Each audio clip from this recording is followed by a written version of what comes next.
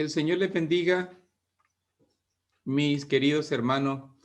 Gracias, muchas gracias por su tiempo. Gracias, mi hermanito, por esta disposición, este ánimo cada mañana de continuar edificándose, de seguir creciendo y de seguir juntos en esta preciosa comunión.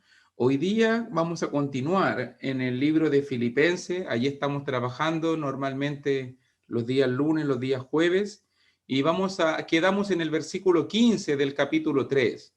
Allí vamos a estar trabajando, así que sin más, Filipenses capítulo 3, versículo 15.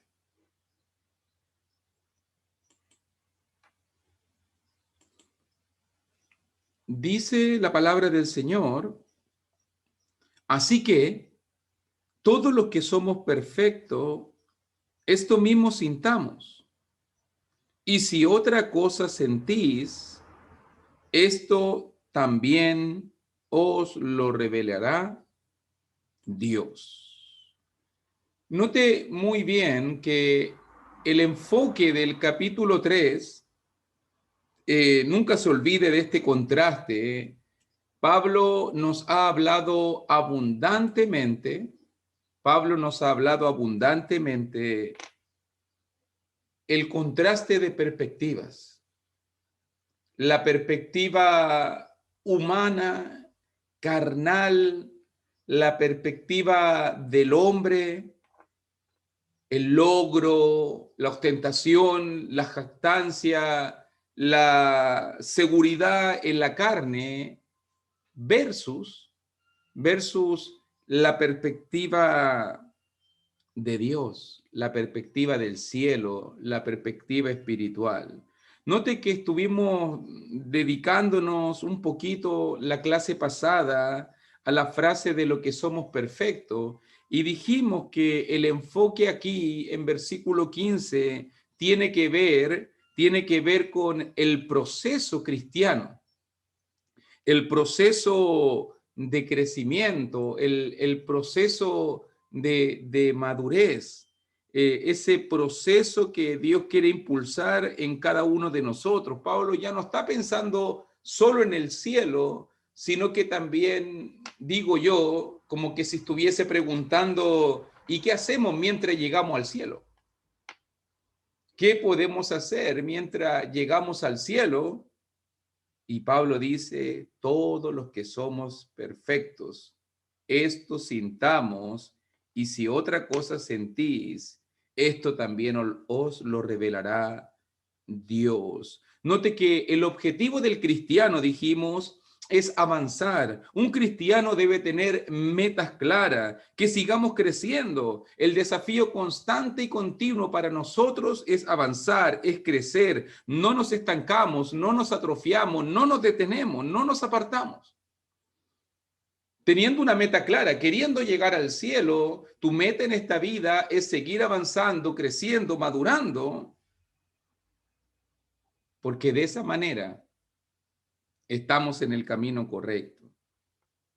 Recuerde también que el enfoque en Filipenses capítulo 3 también tiene que ver con perder para ganar.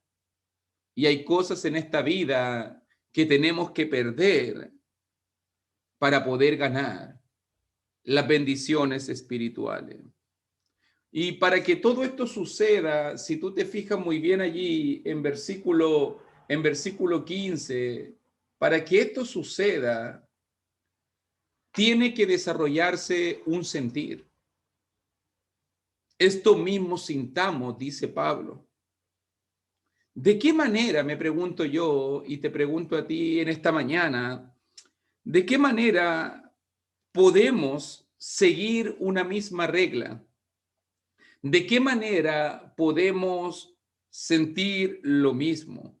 ¿Estará Pablo hablando del sentir humano? Ve que dice allí: esto mismo sintamos, y si otra cosa sentís. Y después dice 16: pero aquello que hemos llegado, sigamos una misma regla, sintamos una misma cosa. ¿Estará hablando Pablo del sentir humano?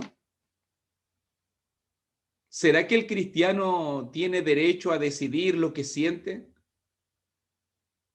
hoy día sentí adorar a Dios, hoy día sentí que esto no es correcto, hoy día sentí que la adoración era de esta manera, hoy día sentí que la organización de la iglesia es de esta otra manera. ¿Estará hablando de los sentires humanos? Creo que no. Entonces la pregunta pertinente, ¿de qué manera podemos sentir lo mismo? ¿A qué se refiere Pablo? ¿Cómo es que Dios nos revela las cosas? Dice allí versículo 15. Esto también nos lo revelará Dios. Muchas personas se confunden aquí e incluso he escuchado a personas religiosas decir cosas descabelladas en este pasaje. Por eso es bueno que usted lo medite. Por eso es bueno que usted lo profundice, porque alguien podría decirle, ¿qué sucede si Dios me revela algo diferente de lo que está en la Escritura? ¿Ve que eso fue lo que le sucedió un día a José Smith? José Smith, que supuestamente, yo no sé si vio algo, yo no sé si se le apareció un demonio, yo no voy a juzgar eso, no voy a juzgar eso. Pero un día ese joven se le apareció algo y le dijo que toda la religión estaba mala y que tenía que formar una nueva denominación. Y así eso ocurrió en el año 1828. Así supuestamente se les aparecieron unas tablas de oro y así comenzó en el año 1832-33 la denominación mormona. ¿Cómo José Smith se hubiese protegido si hubiese sido cristiano? ¿Cómo pudo haberse protegido la gente de las revelaciones de Elena de White, una de las fundadoras del movimiento sabatista adventista? ¿O cuántos hombres hoy en día que dice que Dios le revela cosas? Es que sentí de Dios, es que Dios me lo reveló, es que le traigo una revelación recién salida del horno, pancito calientito, dicen. ¿Y cuánta gente hoy en día alega tener nuevas revelaciones? Entonces, por eso es pertinente este tema, entendido de una manera correcta, y por eso la pregunta importante que debemos hacernos cuando miramos Filipenses capítulo 3, versículo 15, ¿cómo Dios, de qué manera Dios nos revela las cosas? ¿De qué manera? ¿Cómo podemos tener seguridad incluso en lo que sentimos? ¿Dónde se basa esta seguridad? ¿De qué manera Dios nos revela las cosas? Y nota muy bien que en Filipenses capítulo 2 ya nos ayudó un poquito. Allí en versículo 13 ya lo estudiamos un poco. Y note lo que dice la palabra.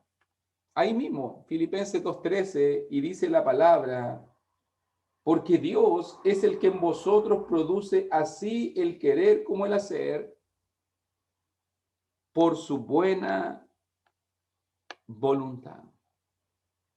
Es la voluntad de Dios lo que moldea nuestro querer y hacer. Es la voluntad de Dios lo que moldea nuestro sentir, nuestro pensar. Es la voluntad de Dios.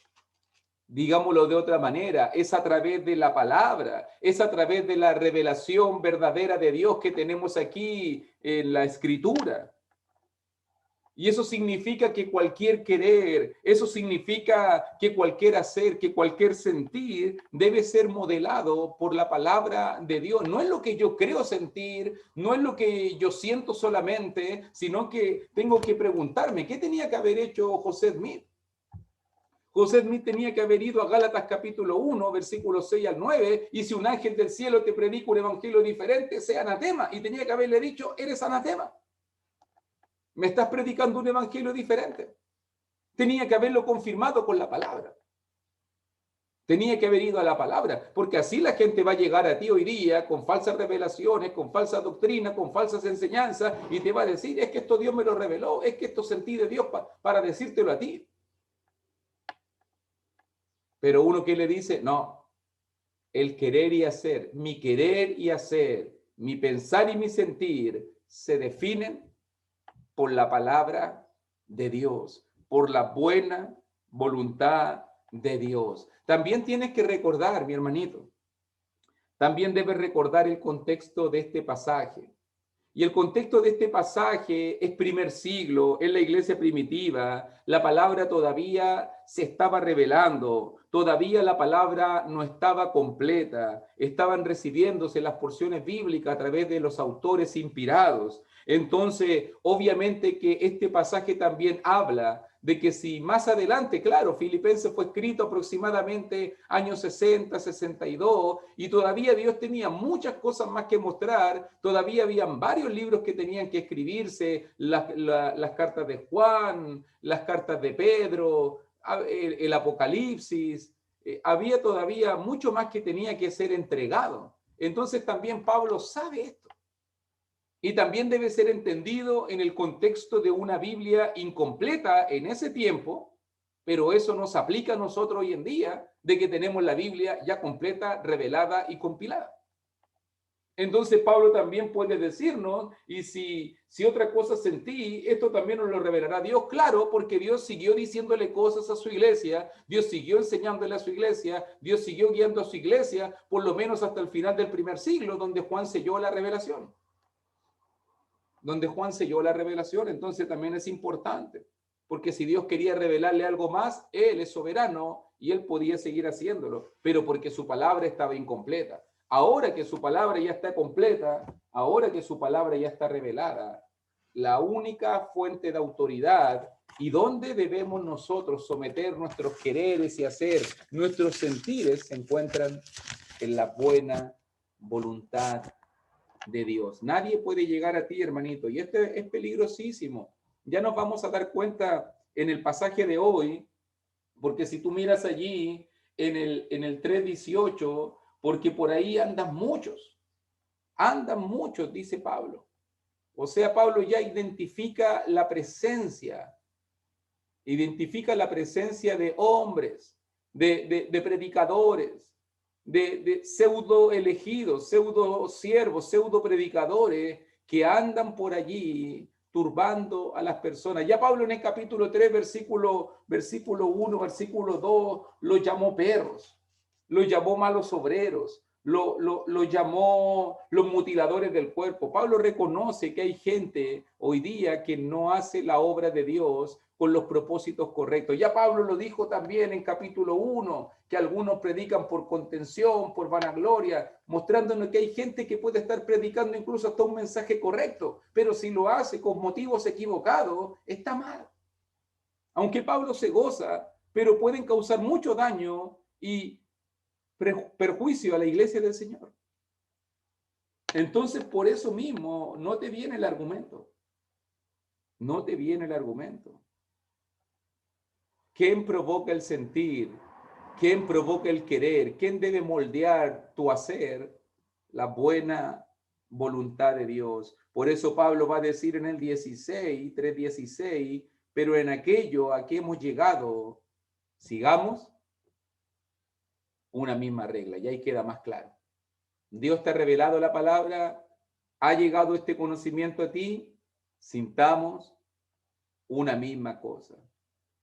Pregunta, ¿qué tenemos que hacer con lo que Dios nos revela? ¿Qué tenemos que hacer con lo que Dios nos ha entregado? Note, mi hermanito, que nosotros no tenemos potestad para juzgar o criticar la revelación de Dios. Ay, es que a mí no me parece. Ay, es que a mí no me gusta.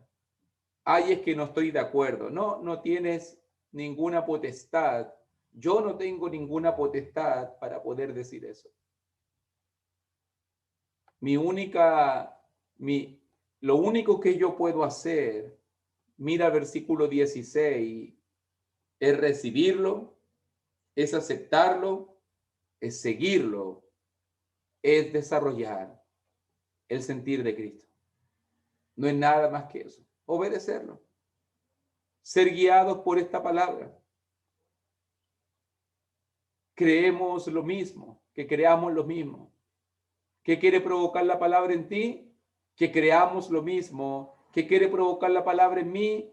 Que sintamos lo mismo. Por si acaso, es una idea que ya Pablo habló Mira un poquito ahí en Filipenses capítulo 2, pero versículo 2, y dice en Filipenses 2:2, pensando en la misma idea, muy similar, dice, completad mi gozo sintiendo lo mismo, teniendo el mismo amor, unánimes, sintiendo una misma cosa. Fíjese que dice casi lo mismo en versículo 16, sigamos una misma regla, sintamos una misma cosa. ¿Te das cuenta que Dios quiere provocar unanimidad? Que Dios a través de su palabra quiere guiarte. Te ha revelado su voluntad para que ahora no estés en posición de juzgar, de criticar, de decidir si sigues o no sigues, sino tienes que recibirlo para obedecer, tienes que creerlo para guardar.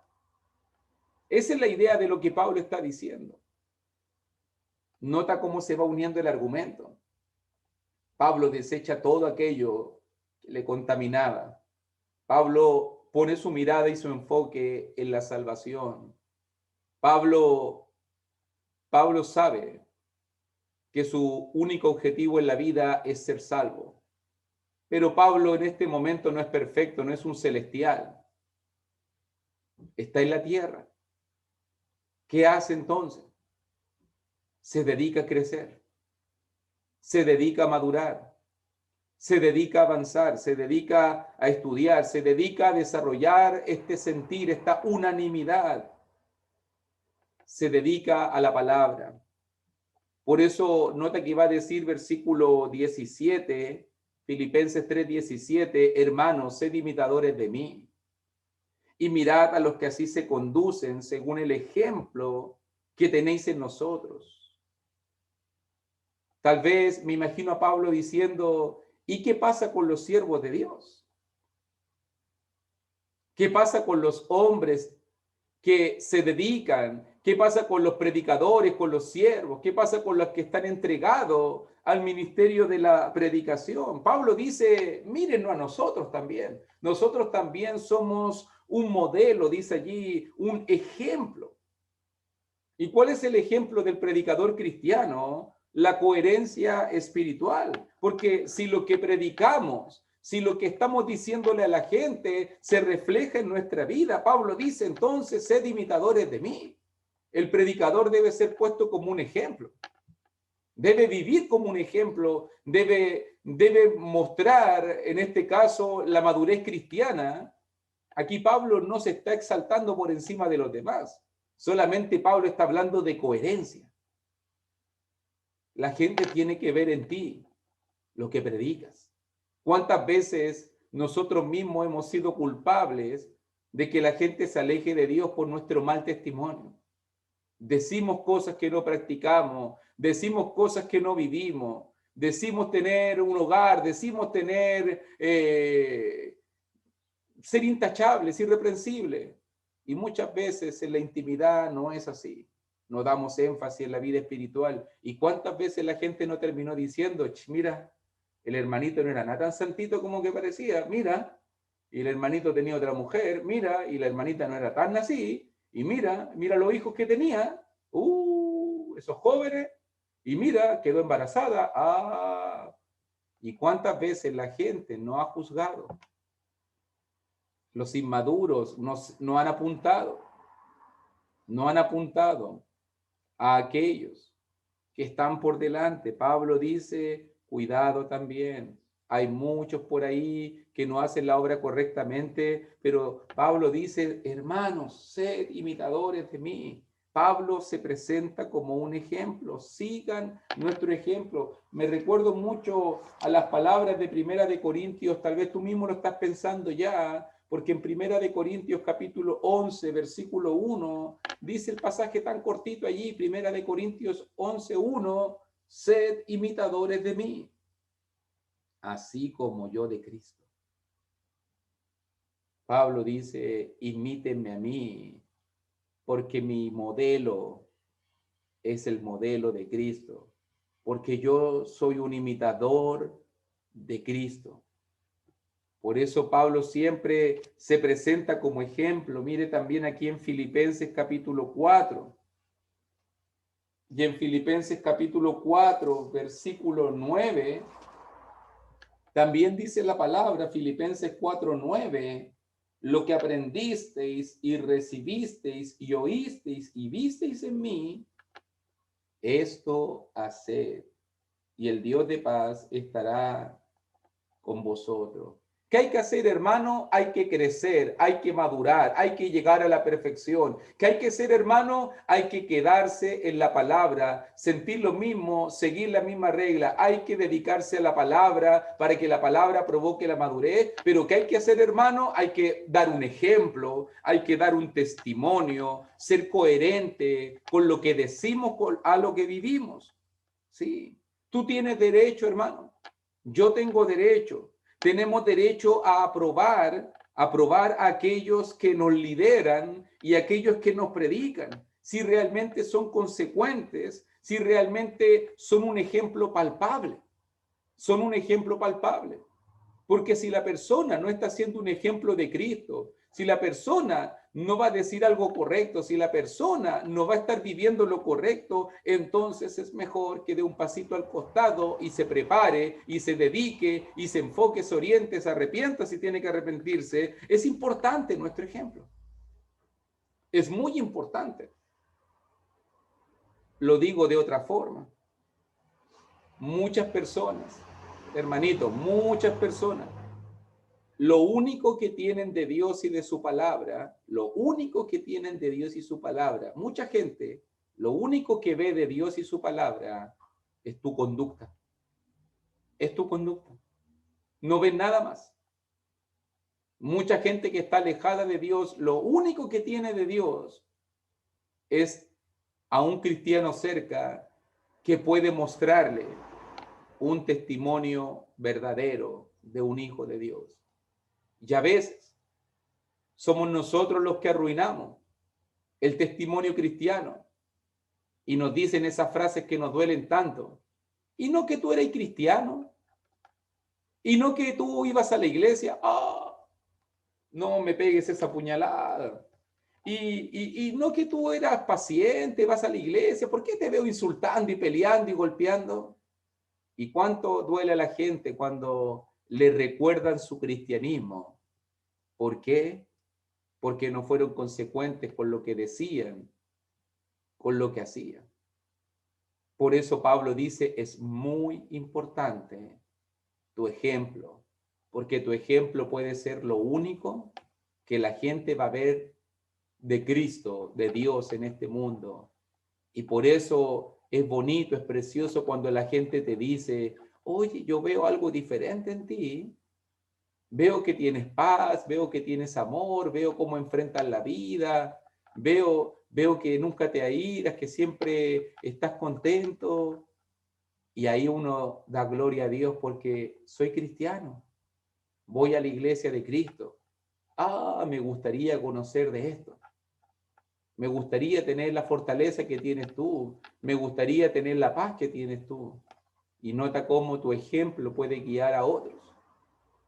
Cómo mi ejemplo puede guiar a otros a poder a conocer la verdad de Dios. Por eso Pablo dice, hermano, sed imitadores de mí y mirad a los que así se conducen, según el ejemplo que tenéis en nosotros. Pero ¿por qué es tan importante el ejemplo, mi hermanito? Note ahí versículo 18 y versículo 19 de Filipenses 3. ¿Por qué esto es tan importante? ¿Por qué debemos presentarnos como ejemplos, como cartas abiertas, como cartas leídas por todos los hombres? ¿Cómo es que Pablo fue capaz de llegar a eso? Es porque se preocupó, se enfocó y quiso ser un testimonio vivo para el mundo. Necesitamos ser esa clase de cristianos como lo fue Pablo. ¿Pero por qué esto es importante? Por la competencia. Versículo 18, versículo 19, míralo como dice ahí. Porque por ahí andan muchos, de los cuales os dije muchas veces, y aún ahora lo digo llorando, que son enemigos de la cruz de Cristo, el fin de los cuales será perdición, cuyo Dios es el vientre y cuya gloria es su vergüenza, que solo piensan en lo terrenal. Nota muy bien cuando nos proponemos cuando nos proponemos servir a Dios de manera correcta, cuando nos proponemos ser testimonios vivos y verdaderos, esto va a marcar inmediatamente un contraste. Pablo dice, por ahí andan muchos pseudo cristianos. Ya se los advertí muchas veces.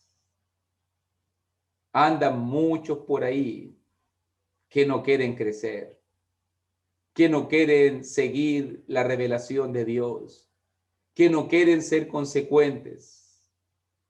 Andan muchos por ahí que no quieren hacer la voluntad de Dios. Y cuando no proponemos cumplir la voluntad de Dios, cuando tú no te propones a cumplir la voluntad de Dios, entonces se levanta el Dios del vientre, se levanta el Dios de la carnalidad en tu vida y en mi vida. Cuando no somos consecuentes con lo que creemos o con lo que predicamos, entonces nos volvemos enemigos de la cruz de Cristo, enemigos de Dios. Enemigos de Dios, dice Pablo. Hay muchos que son enemigos de Dios, pero ¿cómo si yo no estoy en contra de Dios? Yo creo en Dios, yo hablo de su palabra, claro, pero tu testimonio, tu vida, tu práctica, tu corazón es enemigo de Dios por lo que vives, por lo que haces. La inconsecuencia espiritual, hermano, la inconsecuencia espiritual es enemistad con Dios y nos expone a la condenación. Eso es lo que dice Pablo. Son enemigos de la cruz de Cristo, el fin de los cuales será perdición, cuyo Dios es el vientre, cuya gloria es su vergüenza, que solo piensan en lo terrenal. Hay gente hoy en día que lo único que hace es pensar en lo mundano, en lo carnal, en lo terrenal. Y aunque vayas a la iglesia, tu Dios es el vientre y eres un enemigo, yo soy un enemigo de la cruz de Cristo. Es un punto de idolatría. ¿Sabes por qué? Porque no puedes decir con tu boca que sigues al Dios verdadero y con tu vida sigas al Dios de este mundo. No al Dios verdadero, a ese Dios falso, otro Dios, un Dios tergiversado, un Dios cambiado, un Dios del vientre, un Dios de la carnalidad, un Dios de lo terrenal.